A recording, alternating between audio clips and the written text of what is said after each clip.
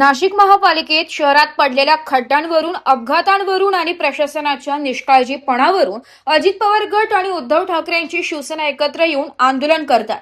ही केवळ राजकीय घटना नाही, हा थेट जनतेच्या जगण्याचा आणि मरणाचा प्रश्न आहे। महासभा भरते, व्यासपीठावर महापौर हिमगौरी आहेरडके विराजमान आहेत। तितक्यात बाहेर सायरनचा आवाज घुमतो, एखादी रुग्णवाहिका पालिका मुख्यालयात धडकते, त्यातून स्ट्रेचरवर किंवा मलमपट्ट्या बांधून नगरसेवक बाहेर पडतात।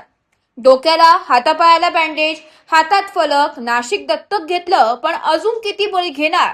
आणि नाशिक जिल्हा खड्ड्यांचा बालेकिल्ला। सभागृहाचे दरवाजे उघडतात, मुकेश शहाणे, सीमा ठाकरे, केशव पोरजे, वैशाली दाणे, शैलेश ढगे हे लोक थेट महापौरांच्या आसनासमोर रुग्णांच्या उतारात पोहोचतात। प्रशासनाविरोधात घोषणाबाजी सुरू होते।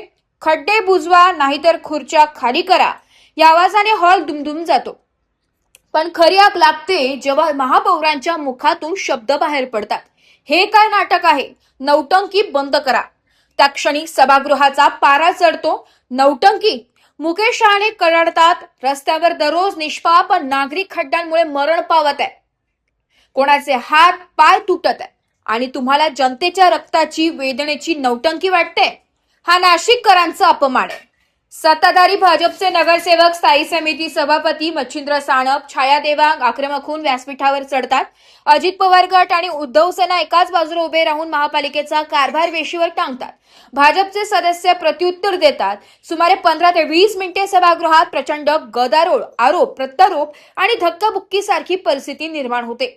लोकप्रतिनिधींना स्वतःच्या अंगावर बँडेज बांधून अँब्युलन्समधून यावं लागतंय। यापेक्षा प्रशासनाच्या अपयशाचा मोठा पुरावा दुसरा कोणता असू शकतो? शिंदे गटाचे अजय बोरस्ते, बंटी तिदमे, कमलेश बोडके खड्ड्यातील अपघातात मृत्यू झालेल्यांच्या कुटुंबांना 5 लाखांची मदत समान न्यायाने वाटप करण्याची मागणी लावून धरतात, तर दुसरीकडे महापौरांना तणाव वाढताना पाहून शांततेचे आवाहन करावे लागते। शहरातील खड्ड्यांच्या प्रश्नावर आपण सविस्तर चर्चा करू। कृपया गोंधळ थांबवा। हा प्रश्न केवळ राजकारणाचा किंवा अजित पवार गट व ठाकरे गट एकत्र येण्याचा नाही। हा प्रश्न आहे त्या प्रत्येक नाशिककरांचा आहे, जो रोज सकाळी घराबाहेर पडताना मी जिवंत घरी परत येईन का या भीतीखाली जगतो। लोकप्रतिनिधी आंदोलनाचे हे अनोखे आणि आक्रमक रूप धारण करून प्रशासनाच्या डोळ्यात झणझणीत अंजन घालत आहे। आता चर्चा नको, आश्वासने नको।